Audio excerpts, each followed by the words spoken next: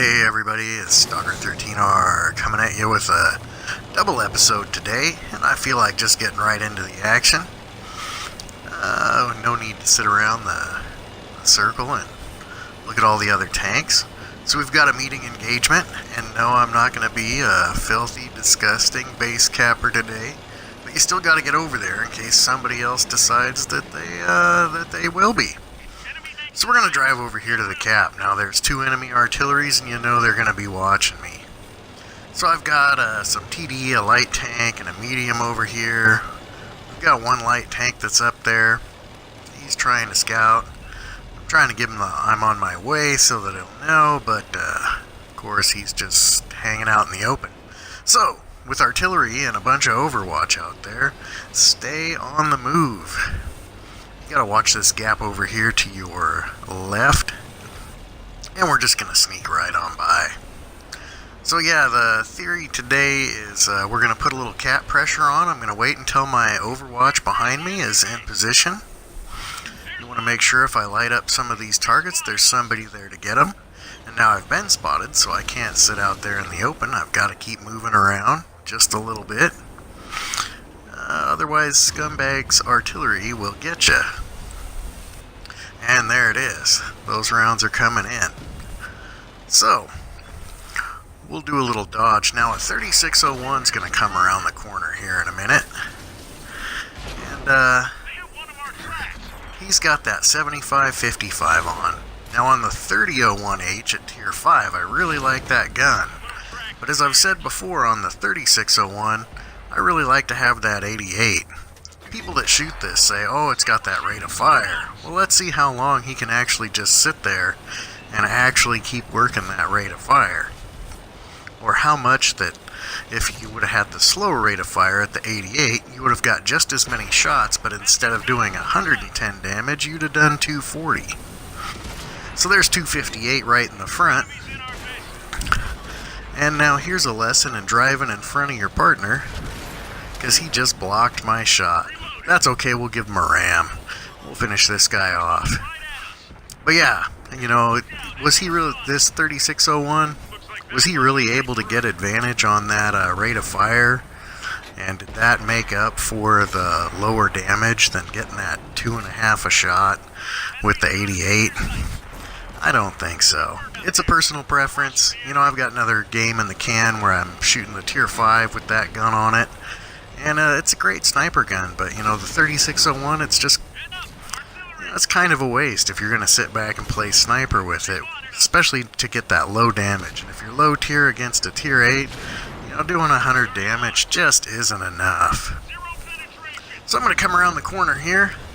We got some base cap pressure on them. Now that draws these guys out. They couldn't just sit back because they knew I had my toe in the circle, so they had to come in to get me. That allowed our Overwatch to do the work. So you do got to have somebody there, but if it's the light tank that goes up first, then they go away because they just don't have that staying power. You can see I've lost quite a bit of my health here, and if I was a light tank, then that would have been enough HP to put me out of the game. So, you know, get that heavy tank in there, get the pressure on them, stay moving because the artillery's coming around, and then work that team as a team yourself, whatever I'm trying to say there. So there we go. We put that one out quick. It's an encounter game. Go to the encounter, put some pressure on it, and work together to get those targets off the board. So it's just another average game, not a lot of huge performance there. Again, watch those artilleries and stay moving back and forth.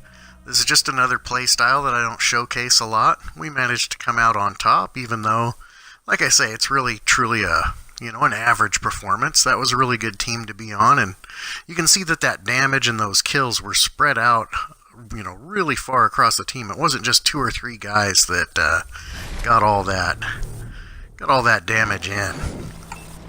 So now we're just going to pick up a bonus round. I just caught the end of this game. I'm bottom tier in my Hellcat. I'm going to put one in the dirt right there to start this off. You can see I'm taking rounds from the hill over there. So, what we've done is we came up to the houses as you do. You go off to the left side on bottom tier, and you push your way across the field, and that's what we've done. So we didn't spawn on this side. This is just halfway through the game, and we've pushed across that big open field, and we're now going to put some pressure on the enemy cap. Lots of artillery in the game here. Now as we do, we'll show you what we do right and what we do wrong. Sneaking over here, being in cover. Shooting at these tier 8 tanks from my tier 6 where I have a position of advantage. Those are good things. And then I'm going to show you here in a second. I'm going to go to move up, but I'm going to move to the right just a little bit, and that was the wrong play. I should have stayed up here on this ridgeline. Sometimes staying on the high ground can actually be the right way to go.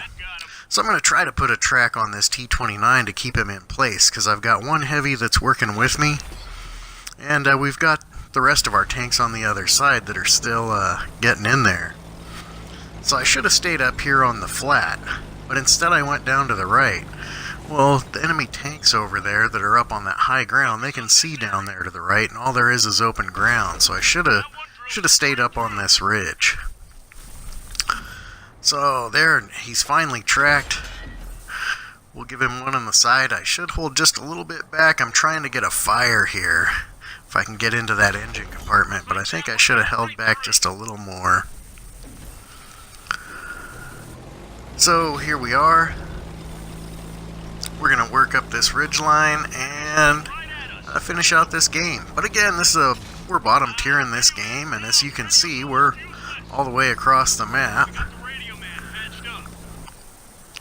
And we're still getting our gun heated up. And I've got rounds coming in from all over the place, and I'm in this little Hellcat, so I really need to be more careful.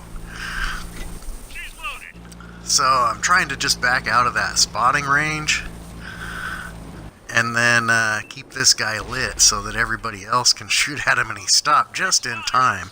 And now I'm targeted, and I should already be on the move, because I've only got 60 hit points left. So this was a pretty good game. We're bottom tier.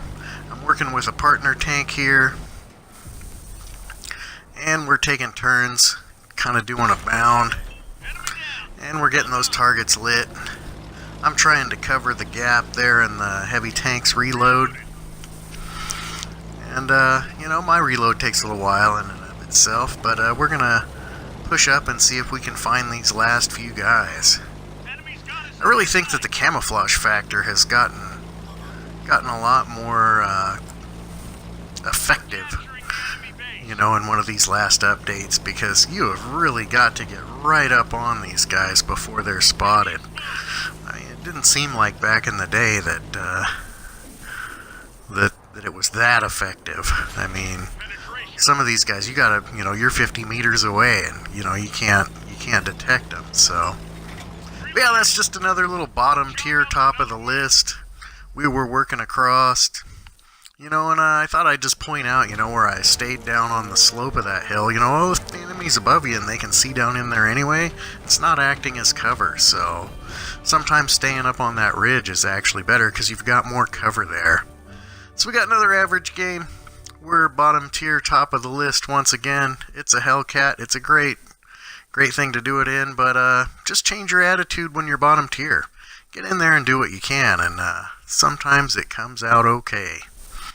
So thanks for watching today. It's just a couple of second halves. I thought I'd throw in the sniper modes there so you can actually see what I'm doing in the scope, and where I'm not holding on exactly the right critical spot that I need to be.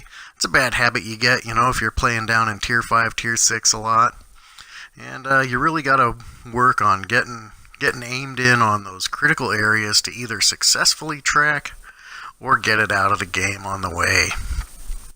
So that's going to help you out a lot later on, because you get up into tier 8 through 10 and you really have to choose your shots, and just slopping rounds in off the front, isn't going to work for you. So get into that habit if you're playing, tier 5, 6, and 7 a lot. Go ahead and aim in real good and just get used to having to pick those shots.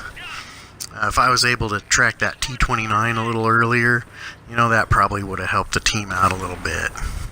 So that's just a couple of tips for today, some do's and don'ts. You can see the gun difference there between that high rate of fire, low damage gun on the 3601H and the KV-85 sporting that 100mm doing the 2.5 damage with every shot. You've got to get that damage done. Reload speed is important, but there's a balance. So that's the tips for today. I'm Stalker13R. Thanks for watching.